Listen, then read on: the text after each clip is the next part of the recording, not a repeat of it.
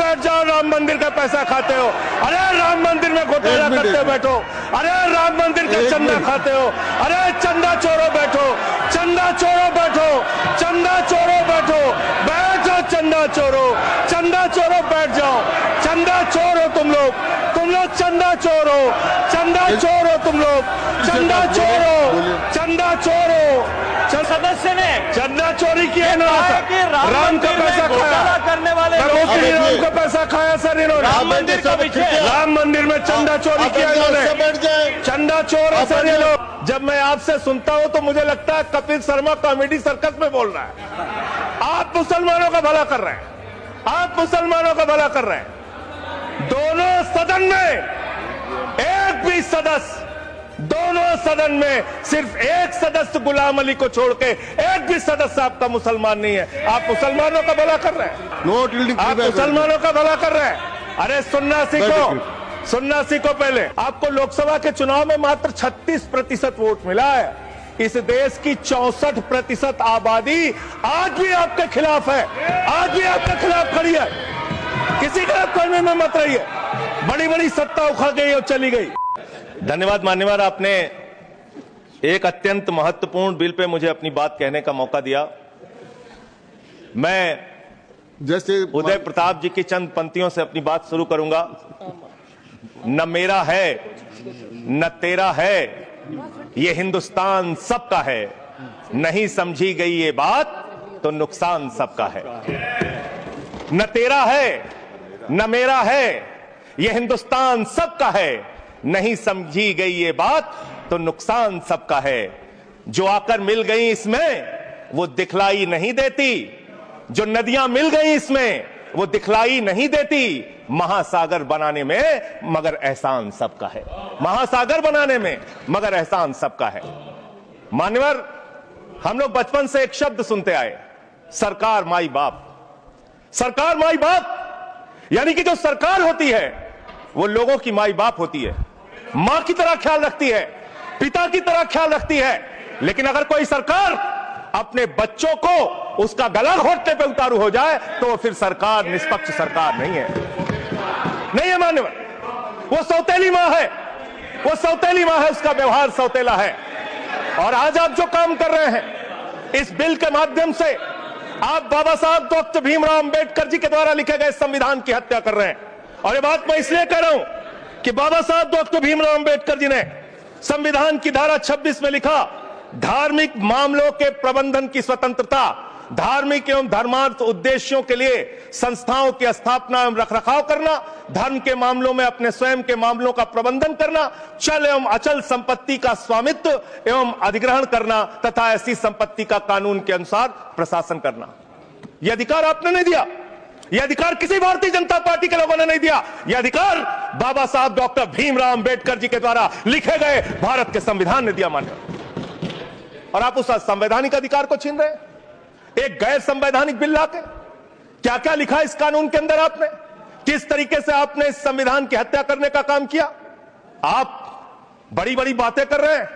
यह सरकार कह रही है कि ये कानून हम मुसलमानों के भले के लिए आ रहे हैं। जब मैं आपसे सुनता हूं तो मुझे लगता है कपिल शर्मा कॉमेडी सर्कस में बोल रहा है।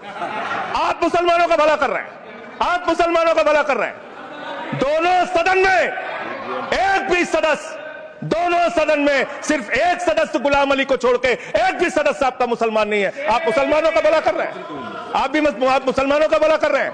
पूरी सरकार में एक मंत्री आपका मुसलमान नहीं है, आप मुसलमानों का भला कर रहे हैं। दो नेता अपने घरों में आपने बैठा दिया, मुख्तार अब्बास नकवी, शहनवाज हुसैन, दोनों की राजनीति आपने खत्म कर दी। आप मुसलमानों का भला कर रहे हैं, आप मुसलमानों का भला कर रहे हैं, आप मुसलमानों का भला कर रहे हैं। अरे सुनना सीखो, सुनना सीखो पहले। मान्यवर, मैं इनके इस कानून में क्या क्या लिखा हुआ है, क्या क्या कहा है इन्होंने। बैठ जाए कृपया, गुलाम अली बैठ जाए। धार्मिक संपत्तियों को यह बिल कब्जा करने की नापाक कोशिश है। और धार्मिक संपत्तियों को सदन में कब्जा करने के लिए सदन में इतनी शांति है कि आराम से आप बोलोगे। आराम से बोल रहा हूं सर। हाँ। आप बैठे तो आपको देख के वैसे ही आराम आ जाता है। आपको देख के मैं वैसे ही आराम में रहता हूं सर। आप जब आपका संरक्षण है तो आराम से ही बोल रहा हूं। बोलिए। मान्यवर, धार्मिक संपत्तियों को कब्जा करने की ये कोशिश है। इसलिए इस बिल पर ना हिंदू को खुश होना चाहिए, ना सिख को खुश होना चाहिए, ना ईसाई को खुश होना चाहिए, ना जैन को खुश होना चाहिए, ना बौद्ध को खुश होना चाहिए, क्योंकि नंबर सबका आएगा। और आज वक्फ की संपत्तियां कब्जा करके आप अपने दोस्तों को देंगे, कल गुरुद्वारे की संपत्तियां कब्जा करके आप अपने दोस्तों को देंगे, फिर चर्चों की संपत्तियां कब्जा करके आप अपने दोस्तों को देंगे, फिर बौद्धों की संपत्तियां कब्जा करके आप अपने दोस्तों को देंगे, फिर जैनों की संपत्तियां कब्जा करके आप अपने दोस्तों को देंगे, फिर मंदिरों की जमीनें कब्जा करके आप अपने दोस्तों को देंगे। आप तो वो लोग हैं जिन्होंने प्रभु श्री राम के मंदिर में भी घोटाला किया। मान्यवर, प्रभु श्री राम के मंदिर के जमीन में घोटाला किया। मैं कागज दूंगा सर, मैं कागज दूंगा। ये लोग राम मंदिर में घोटाला करने वाले लोग हैं, राम मंदिर की जमीन का चंदा खाने वाले लोग हैं सर। ये लोग 2 करोड़ की जमीन 5 मिनट में 18 करोड़ में बेची सर इन लोगों ने। 16.5 करोड़ का घोटाला किया, 18.5 करोड़ में जमीन बेची। ये राम मंदिर में घोटाला करने वाले लोग हैं सर। मान्यवर, अरे प्रभु श्री राम के नाम का पैसा खाते हो तुम लोग। अरे बैठ जाओ, राम मंदिर का पैसा खाते हो। अरे राम मंदिर में घोटाला करते हो, बैठो। अरे राम मंदिर का चंदा खाते हो। अरे चंदा चोरो बैठो, चंदा चोरो बैठो, चंदा चोरो बैठो, बैठो चंदा चोरो, चंदा चोरो बैठ जाओ। चंदा चोरो तुम लोग चंदा चोरो, चंदा चोरो तुम लोग, चंदा चोरो, चंदा चोरो, चंदा चोरो बैठो। 1 मिनट को प्लीज, चंदा चोरो बैठो। सभापति महोदय, श्री गजेंद्र सिंह जी, सदस्य ने चंदा चोरी किया इन्होंने, राम का पैसा खाया करने वाले प्रभु श्री राम का पैसा खाया सर इन्होंने। राम मंदिर का विषय, राम मंदिर में चंदा चोरी किया इन्होंने, चंदा चोर है सर ये लोग।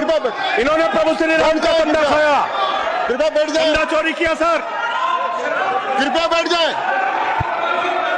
राम मंदिर के संबंध में सर राम मंदिर के संबंध में कहे गए सभी राम शब्दों मंदिर के को मैं संबंध में कहे गए कार्रवाई बातों से को निकाल रहा हूं, रखूंगा। कार्रवाई से निकाल दिए। 2 करोड़ की जमीन 18.5 करोड़ में खरीदी इन लोगों ने। 2 करोड़ की जमीन अयोध्या में 18.5 करोड़ में खरीदी। मान्यवर, कृपया मेरा टाइम बचाया जा सर। मान्यवर, टाइम पॉज कीजिए सर, टाइम पॉज कीजिए, बैठाइए इनको। पॉइंट ऑफ ऑर्डर चलाओ sir. I am not dealing sir. Point of order, Bhupendra Yadav please sit down.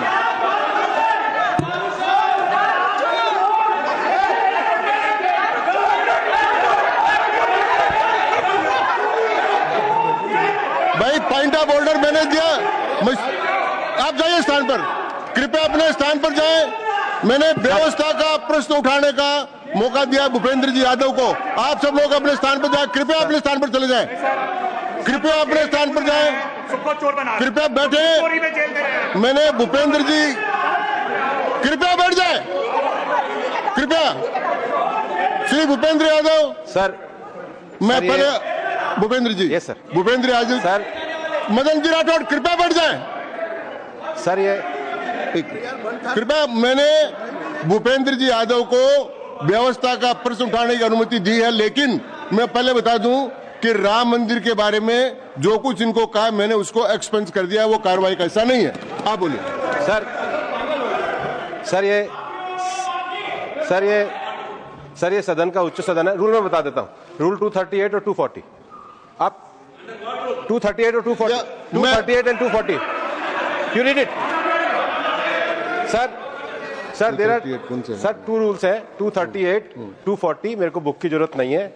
How to speak, ये 238 है सर। 240 बड़ा इंपॉर्टेंट है जी सर। कोई भी सदस्य अगर इररिलेवेंट बोलता है, अगर तो ये चेयर की पावर है कि उस सदस्य को रोक सकते हैं। जो विषय डिबेट से जुड़ा हुआ नहीं है, जो विषय सदन से जुड़ा हुआ नहीं है, इररिलेवेंट विषय को आपको रोकने का अधिकार है। जो सदस्य संजय सिंह जी बोल रहे थे वो इररिलेवेंट है। तीसरा एक और विषय सर, 238 में बोलने के बाद जो असंसदीय शब्द है, किसी भी पार्टी के बारे में, किसी के बारे में जो असंसदीय शब्द है वो बोले गए हैं, तो उसकी भर्त्सना भी हाउस पूरी तरीके से करता है। मान्यवर, आपने कहा कि इससे आप पिछड़े मुसलमानों का भला करने जा रहे हैं। सुनने में बहुत अच्छा लगता है कि आप पिछड़े मुसलमानों का भला करने जा रहे हैं। आपने इसमें कहा कि आप महिलाओं का भला करने जा रहे हैं। सुनने में बहुत अच्छा लगता है कि आप महिलाओं का भला करने जा रहे हैं, लेकिन ये सरकार, और यहां पे इस समय मंत्री जी नहीं है, मैं उनसे पूछना चाहता हूं, आप देश को और सदन को गलत जानकारी क्यों दे रहे हैं? मानवर, 2013 के वक्फ बिल में जो भारतीय जनता पार्टी की सहमति और सहयोग से पास हुआ, उसमें भी महिलाओं के लिए आरक्षण था। मना कर दीजिए कि नहीं था, मना करिए कि हम गलत बोल रहे हैं। मानवर मंत्री जी ने कहा 1 करोड़ सुझाव आया। मैं आपसे पूछना चाहता हूं, कितने करोड़ ईमेल आए, कितने करोड़ पत्र आए, कितने करोड़ सुझाव आए, पूरे देश को जानकारी दीजिए। और मैं आपको दावे के साथ कह सकता हूं, जब पूरा सच सामने आएगा तो देश को पता चलेगा कितने लोग इस बिल के विरोध में थे, कितने लोग इस बिल के समर्थन में थे। मैं जेपीसी का सदस्य था मानवर, मैं कह रहा हूं आपसे लाइए। और आप पिछड़े मुसलमानों का भला करना चाहते हैं, मैं आपसे हाथ जोड़कर निवेदन करता हूं, विनती करता हूं, और हमारे जो मित्र उधर भी हैं, अगर आप मेरी बात से सहमत हैं तो समर्थन करना।